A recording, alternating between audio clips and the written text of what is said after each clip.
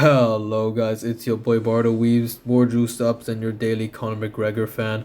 And yeah, let's punch a grammar and talk about Dragon. Yo, Banjo's also here. Yes, Brock Lesnar for now on. We have a very interesting topic today. We have to talk about the newest chapter that just came out, and again, Otis dropped another bombshell, so we have a couple pointers. This isn't necessarily a chapter review, but we got to hit on the main pointers that Oda has just bestowed in front of our eyeballs. And yeah, generally this chapter gave us a ton of lore bombs, and it feels again like Mary Joa, like the Mary Joa arc, where we just got a ton of fucking nutshells, bombshells of informations, and that are super hype to be honest, and super hype.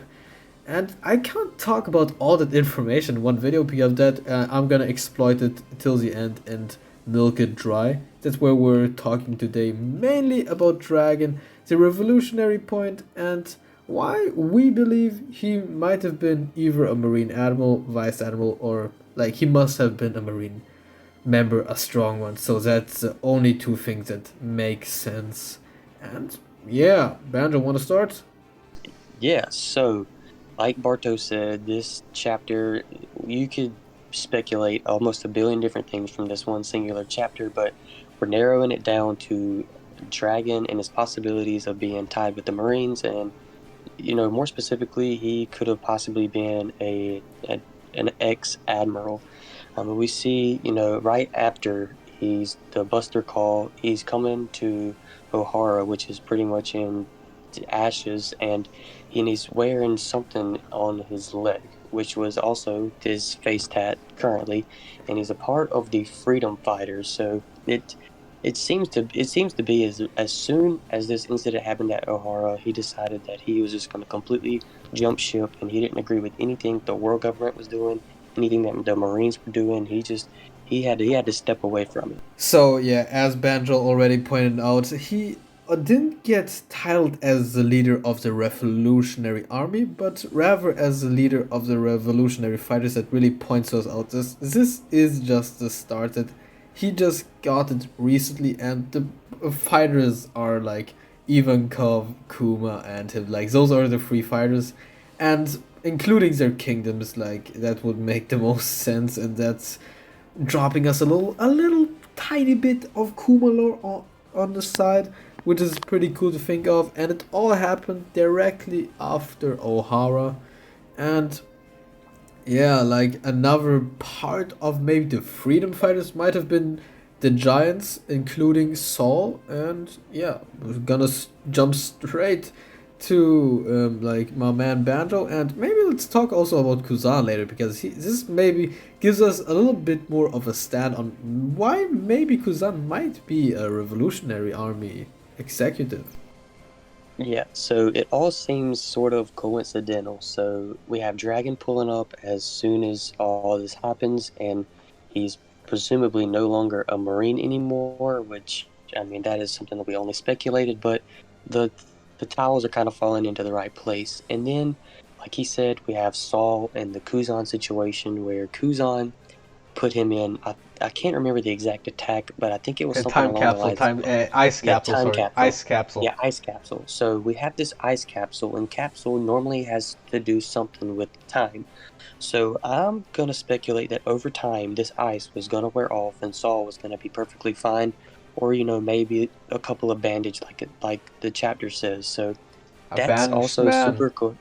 Yeah, the bandage man, which is, oh my god, like we said before, that's just a whole nother topic for a different video because there's a billion different videos we can place out of this. But going back to Saul and Kuzan, we see this happen, and then obviously everybody thinks that Saul's dead, and even Robin thinks Saul's dead. So bringing him back into the series and kind of just this just literally relates back to our video and how us saying, Kuzan could possibly be a Revolutionary Army member. I don't know. That's just where my brain goes. Definitely, but also it just makes a little bit a ton of sense that possibly even no, I don't think Robin's mom could have been because it's way too soon. I think not even the revolutionary fighters were like existing at this point of time. So it really must have been directly after O'Hara, and like the highest chance is either like Dragon seeing it in a newspaper, which I don't know, they didn't show it in the newspaper. I'm 100% sure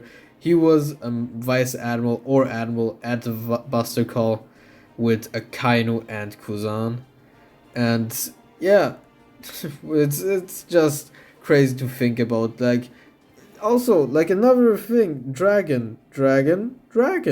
Like, bro, every Marine Admiral has his little nickname. Like, come on, you can't be ignoring that cool bullshit. Like, come on, the wait a minute, what was Akainu's again? Like something with dog. He's a dog. Yeah, a kainu. So we have animals. We have a dog, a kainu. We have a monkey, Kizaru, and we have, well, monkey Degarp. We're gonna say that, but he wears that little dog thing on his head. Yeah, and we got the peasant. The peasant. Yes, exactly. And then we got Aokiji, the peasant. Everybody has names, and it sort of seems like it's all correlated to animals. And then we have Fujitora, the tiger, and Green Bull, the racist, but that doesn't matter. Whoa, whoa, whoa. We have. Okay. Sorry. Okay, but yeah, they all have like animals related to them, and then you have dragon. And if you want to go even deeper, well, this is kind of shallow, but it's just a good thought. How Garp wanted Ace and Luffy to be Marines. I believe that he pretty much trained Dragon to be a Marine, and that was just a failed experiment. And then he wanted to kind of redeem himself with Luffy and Ace.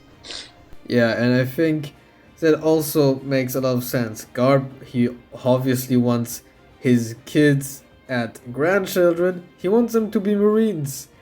And his way of wanting them to become Marines is called tough love. I call that child abuse. And yeah, that might be like a little bit of a thing why Dragon might hate violence in general, but he already said he hates violence, and it pretty much makes sense. He might have been really a pessimistic, like admiral or vice admiral, and has just been like a cool guy that tries to really bring freedom. He might have maybe thought before O'Hara that the Marines were truly about that freedom path.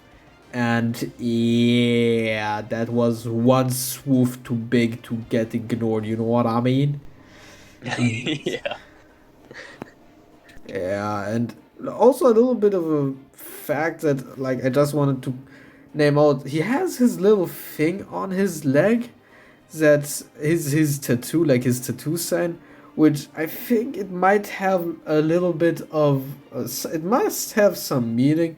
Right now we have no idea what that shit is on his face, but at least we know it was near his dick. So crazy Twitter One Piece fans, bring some correlations right now. Yes, we're feeling just as bad as it looks as if Dragon is right now. So we need to see some of those insane Twitter theories that y'all come up with. Yeah, they are beyond stupid. That's pretty much all I think we wanted to say about just this hefty chapter drop that has blown our mind with all this dragon shit. It was generally just cool seeing his outfit. His outfit was sick in my opinion.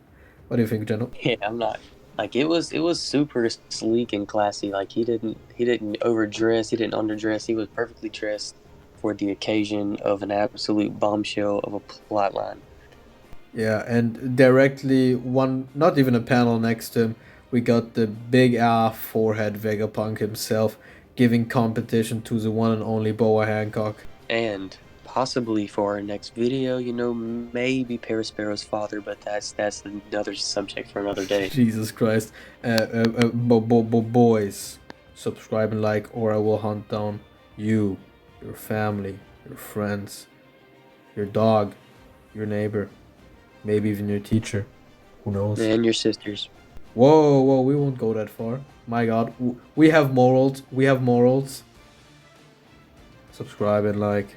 This is a very dark end. I don't know why I'm ending it like that. You should honestly just like and subscribe now. I don't know why I'm still talking. Goodbye.